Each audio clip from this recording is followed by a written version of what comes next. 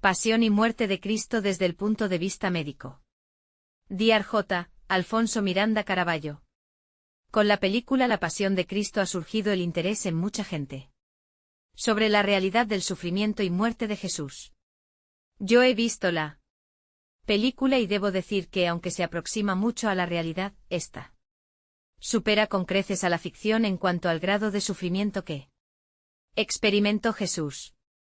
Realmente no se puede realizar un estudio antropológico como tal por la carencia de distintos tipos de evidencia física, como se haría en un estudio forense. Más bien se elabora un estudio de acontecimientos y se busca una explicación médico-científica de lo ocurrido.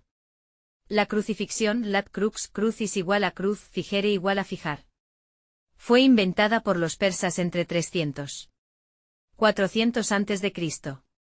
Es posiblemente la muerte más dolorosa inventada por el hombre, reconociéndola como forma de sufrimiento lento, doloroso, materia en la cual los romanos eran expertos.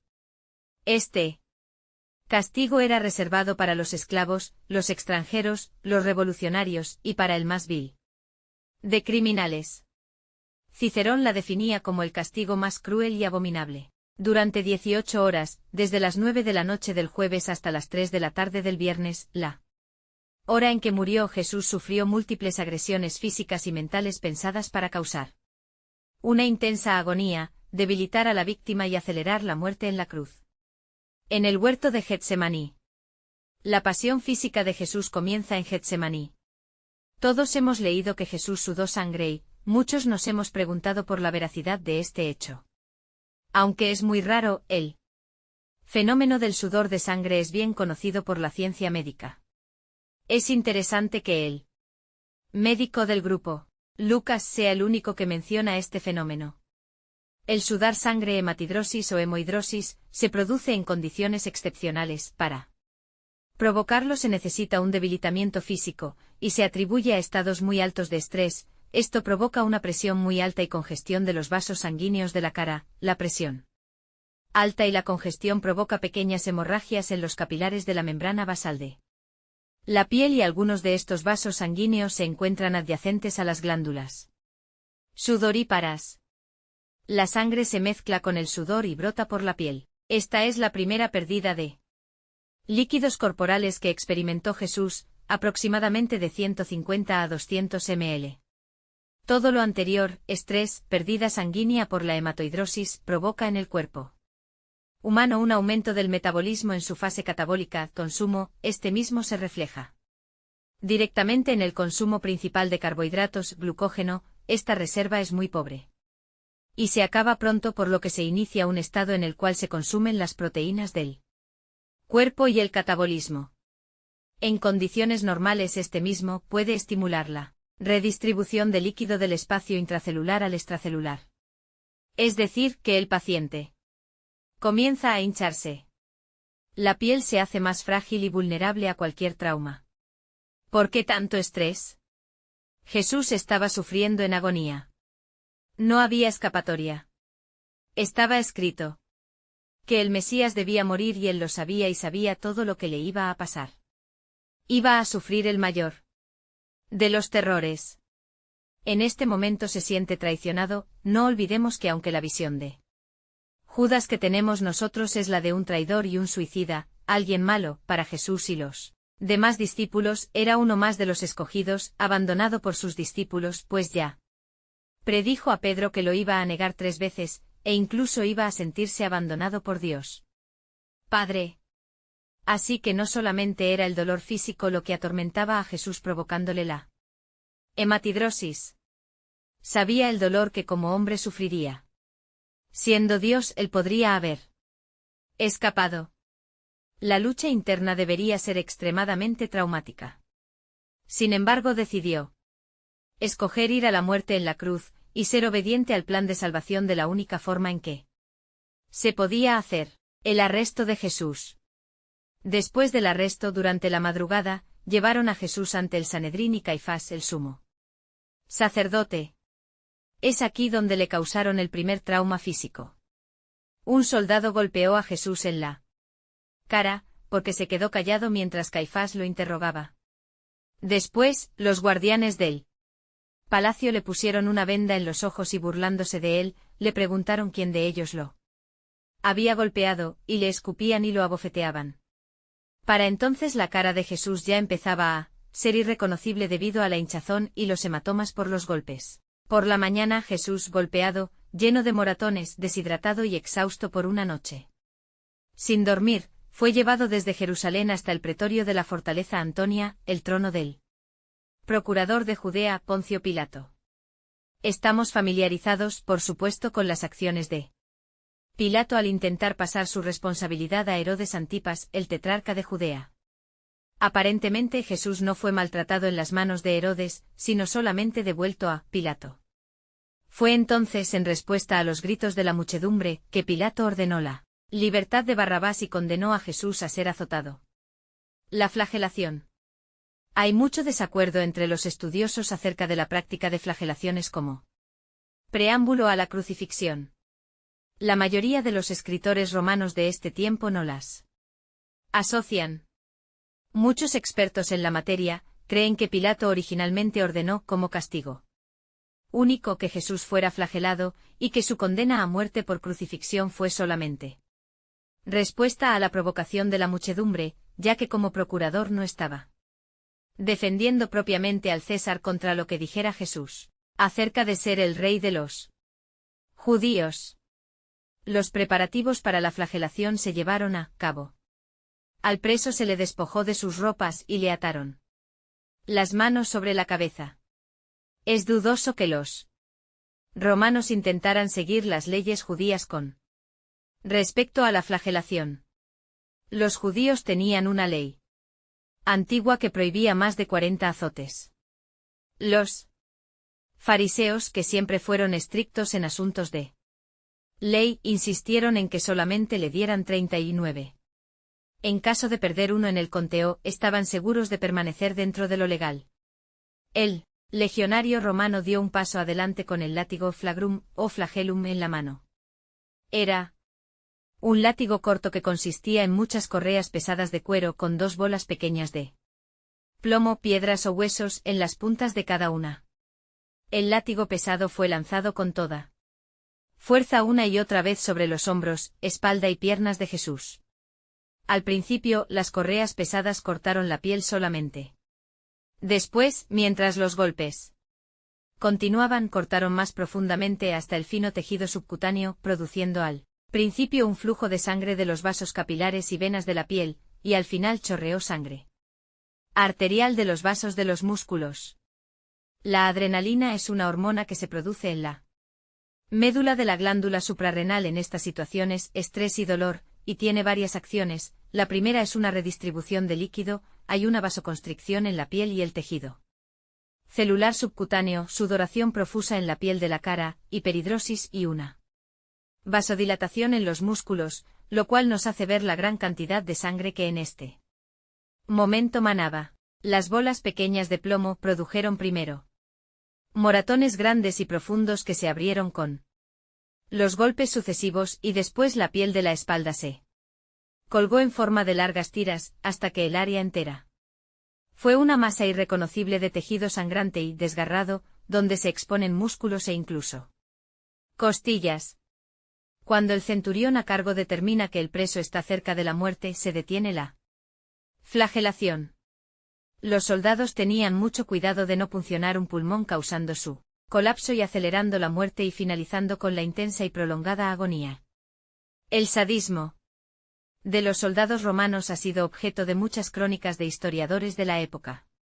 Durante esta increíble agonía, Jesús perdería el conocimiento varias veces debido al dolor.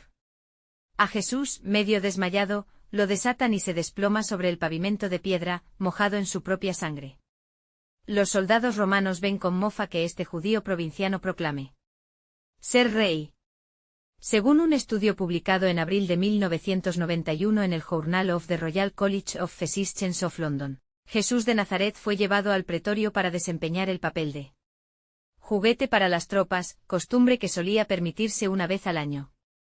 Allí fue abandonado dentro de un espacio confinado con un batallón de 600 pretorianos, cuerpo de guardia del emperador romano, famoso por su Corrupción.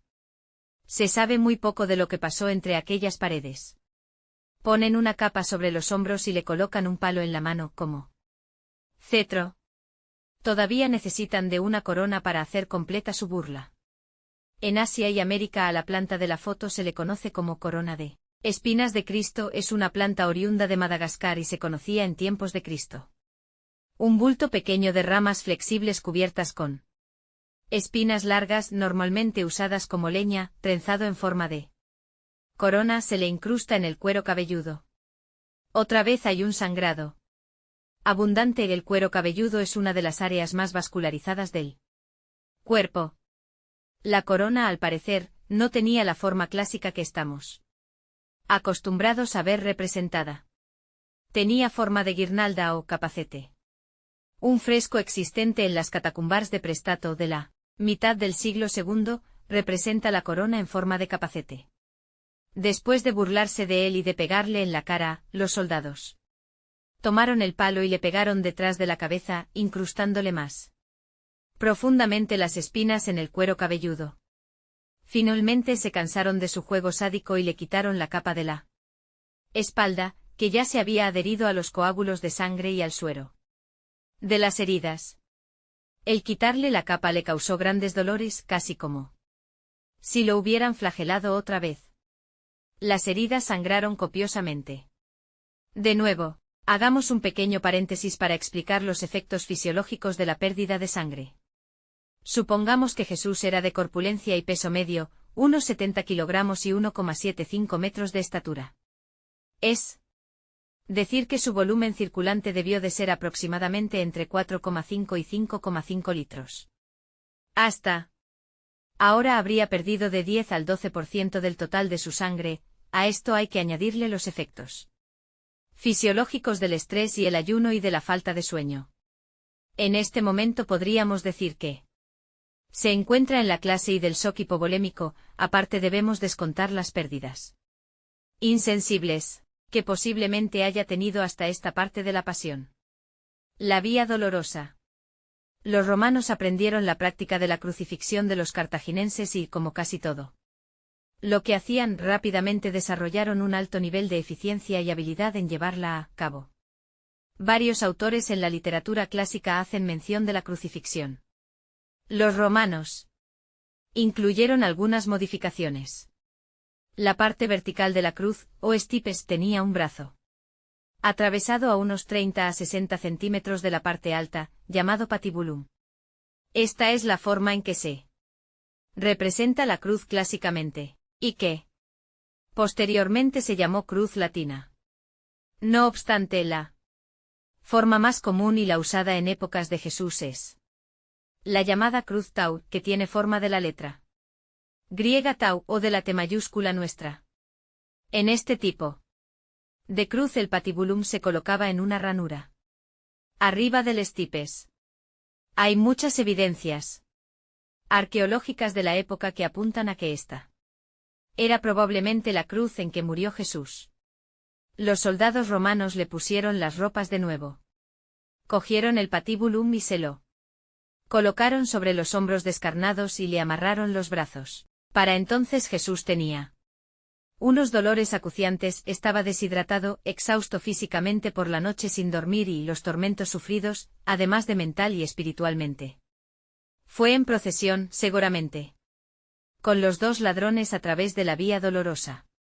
Sin alguna prueba histórica ni bíblica, los pintores del medievo y el Renacimiento nos han mostrado la imagen de Cristo llevando la cruz completa al hombro. También los directores de cine nos han mostrado la misma imagen. A pesar de sus esfuerzos por caminar recto, la carga de la pesada cruz de madera combinada con el shock producido por la pérdida copiosa de sangre, es excesiva. Se tambalea y cae. La madera áspera de la viga penetra y raspa dentro de la piel rasgada de los músculos de los hombros. Trata de levantarse, pero sus músculos humanos han sido utilizados más allá de sus límites. El centurión, ansioso de continuar con la crucifixión, selecciona un fuerte hombre norteafricano que está como espectador, Simón de Cirene, para cargar el patibulum. Tengamos en cuenta que Jesús era un hombre fuerte. Estaba acostumbrado al trabajo duro de la carpintería y había caminado por toda Galilea. Estaba en perfectas condiciones físicas. Sin embargo, Jesús sigue todavía sangrando y sudando el sudor frío y pegajoso del shock. El último tramo lo hace cuesta arriba, lo que aumenta el sufrimiento. El viaje de la fortaleza. Antonia al Gólgota está cumplido por fin. Al preso se le despoja de nuevo de sus ropas con la excepción de un calzón corto que se les permite a los judíos. La crucifixión. La crucifixión comienza. Ofrecen a Jesús vino mezclado con mirra, una mezcla analgésica suave que él rehúsa tomar. Exigen a Simón poner la cruz en la tierra y tiran a Jesús rápidamente poniendo sus hombros contra la madera. El legionario busca con el tacto el hundimiento al frente de la muñeca de su brazo. La atraviesa con un clavo pesado de hierro dulce de sección cuadrada a través de la madera, y rápidamente se mueve al otro lado repitiendo la operación, teniendo cuidado de no colocarlos brazos demasiado extendidos para permitir un poco de flexibilidad y movimiento. La forma general de la cruz clásica era la de los dos palos cruzados, uno fijo vertical, el stipes crucis staticulum o palus y otro móvil, horizontal, el patibulum, antena o entena. Según la altura del stipes, si este era bajo se llamaba cruz humilis y si era elevado cruz sublimis.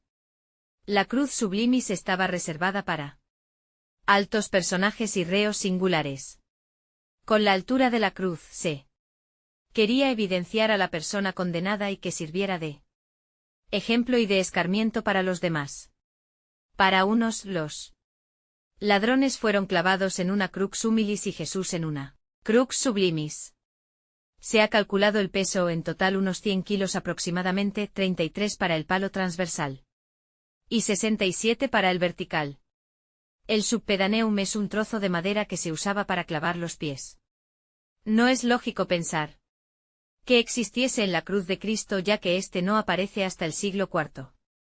Algunas cruces en el stipes tenían un madero para apoyar y descansar el periné, conocido con el nombre de sedile en latín o de pegma en griego. El sedile era como un palo donde descansaba el reo a horcajadas. El sedile servía para prolongar la agonía del reo porque disminuía la tracción ejercida sobre los brazos. En vísperas del sábado había prisa de que Jesús muriera y el sedile hubiera prolongado la agonía. El sedile además no aparece descrito en los libros antiguos y lo cita solo Tertuliano. La fijación del ajusticiado a la cruz se hacía por medio de cuerdas, por clavos o por ambos sistemas a la vez. Cuando se describía la crucifixión por medio de clavos se empleaba la palabra poseloum o cateloum, que significa clavar, de helos clavo. Llegado el reo al lugar del suplicio se clavaba en el travesaño horizontal que había llevado sobre sus hombros y después por un sistema de poleas o por medio de una cuerda, se le izaba al poste vertical que estaba calvado en el lugar donde se iba a proceder a la crucifixión. Una vez clavado, los pies del crucificado quedaban no más altos de unos 2 metros, casi a la altura de la cabeza de un hombre de pie. Jesús fue crucificado en el Calvario, en latín Calvaria, en arameo Gólgota, en hebreo Gulgolet, monte de la calavera, pelado como un cráneo, era sitio público, visible y frecuentado.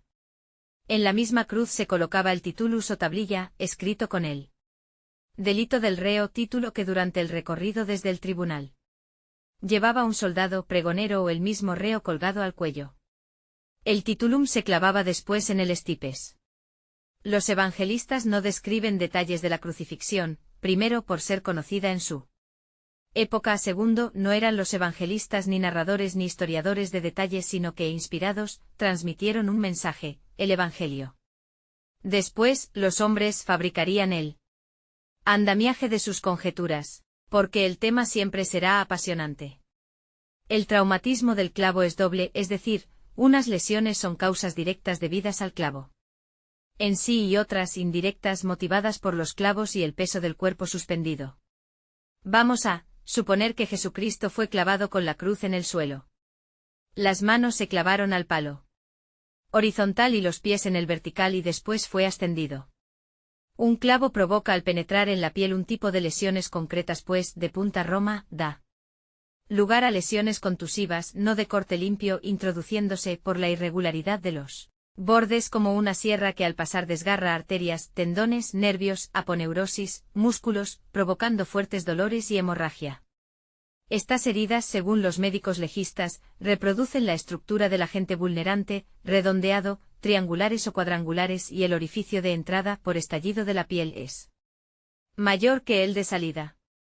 Cuando se introdujo el segundo clavo se sumó al dolor del primero, luego este segundo clavo fue aún más doloroso y además, al estar fija ya una mano, la tracción ejercida por la otra al clavarse, produciría nuevos y sumados estados dolorosos.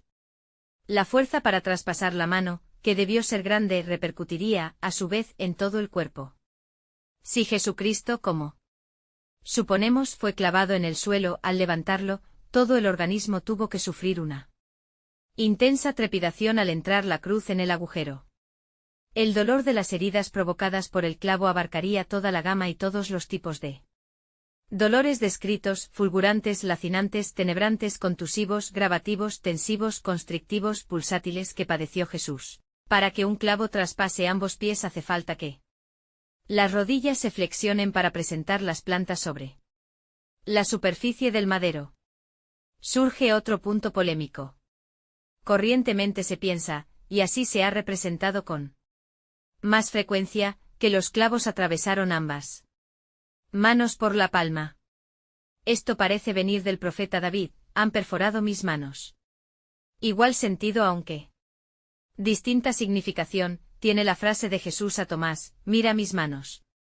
No olvidemos que el concepto de mano abarcaba los dedos metacarpos, carpo y muñeca y hay que tener esto en cuenta cuando en los textos evangélicos se dice mis manos. Los clavos solo pudieron penetrar por 3 sitios. Por la palma de la mano, por el carpo y por la zona inferior del antebrazo. De ahí las 3 teorías hipotéticas según describe el Diario Hermosillas. Veamos la primera. Los que defienden esta teoría sitúan el clavo entre el espacio que deja libre el segundo y el tercer metacarpiano, el segundo espacio intermetacarpiano. Esta hipótesis solo puede aceptarse si admitimos el sedile que, como vimos, tiene pocos argumentos arqueológicos e históricos a su favor. De no existir el sedile no se puede admitir esta idea porque al peso del cuerpo se opondrían solo débiles ligamentos transversales que se desgarrarían en corto plazo. Barbet hizo unas experiencias clavando brazos de cadáveres, fallecidos 24 horas antes con un clavo de 8 centímetros entre el segundo y el tercer metacarpiano, sometiendo el brazo a una tracción de 40 kilos. El clavo desgarró la piel a los 10 minutos de estar actuando la tracción. Este dato, dice Don Scotti, doctor en medicina y doctor en ciencias, ya se conocía en pleno Renacimiento por los escultores y pintores florentinos que estudiaron la anatomía en un cadáver crucificado para mejor representar a sus Cristos, observando cómo, evidentemente, se desgarraba la piel de la base de los dedos, apareciendo la discusión entre los artistas sobre qué zona sería la exacta para situar los clavos. No faltan, pues, representaciones de esta época, donde los clavos traspasan el carpo. En 1903, Don Nadie hizo unas experiencias en cadáveres y el resultado fue contrario a lo dicho, las manos no se desgarraron. Barbel refutó con mucha razón esta teoría pues Don Nadie utilizó cadáveres preparados para la disección, de ya muchos días muertos con los dedos de la mano retraídos, sin posibilidad de alargamiento, pues habían aparecido las rigideces post-mortem en las partes blandas de la mano.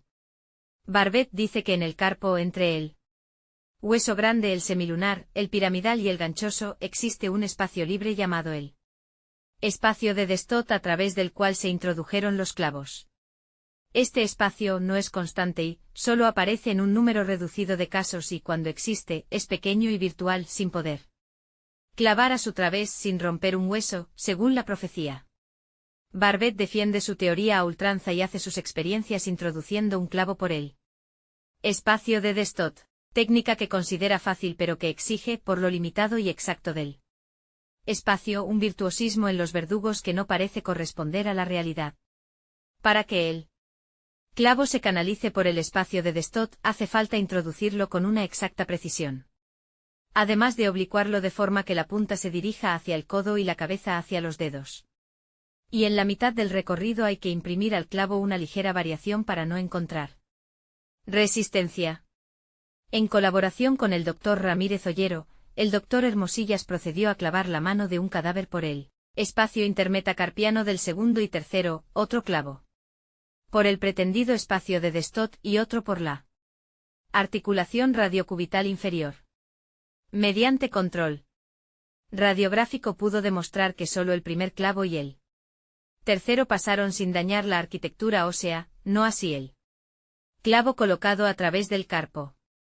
Solo cabe, pues, admitir la tercera hipótesis: el clavo pudo entrar por el amplio espacio formado por la articulación radiocubital inferior, fija y potente, capaz de aguantar el peso del cuerpo sin necesidad del sedile. El clavo, al penetrar por el espacio radiocubital inferior, atravesaría la piel, tejido celular, aponeurosis superficial, tendón del flexor común profundo de los dedos, ligamento interóseo con algunas arterias perforantes, espacio sinovial, aponeurosis dorsal, tendones extensores propios del meñique cubital posterior, tejido celular y piel. En este espacio habría unas graves lesiones por daño del nervio cubital y del nervio mediano. El pulgar se flexiona por parálisis de la rama motora del nervio mediano. Más fácil resulta todo para los pies. Los investigadores coinciden que, salvo la disquisición de un clavo para cada pie o uno para los dos, se penetró a través del espacio existente entre el primer y el segundo o el segundo y el tercer metatarsiano por delante de la articulación del isfrán.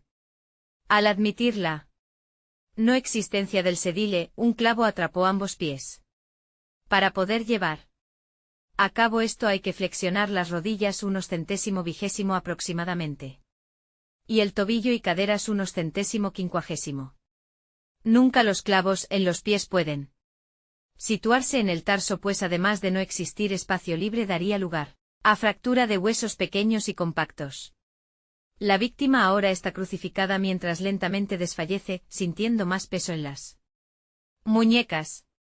El dolor extenuante se esparce sobre los dedos hacia los brazos hasta explotar en el cerebro. Los clavos en la muñeca presionan los nervios. Mientras Jesús se impulsa hacia arriba para evitar este tormento inmenso, pone su peso completo en el clavo de sus pies. De nuevo, otra horrible agonía de resquebrajamiento de los nervios entre los huesos metatarsianos de los pies. En este punto, otro fenómeno sucede: mientras los brazos se fatigan, grandes olas de calambres pulsan sobre sus músculos, contrayéndolos en un dolor palpitante y persistente. Con estos calambres viene la incapacidad de empujarse hacia arriba. Colgando de sus brazos, los músculos pectorales están paralizados y los músculos intercostales están incapacitados para reaccionar. Puede inhalar aire en los pulmones pero no puede exhalarlo.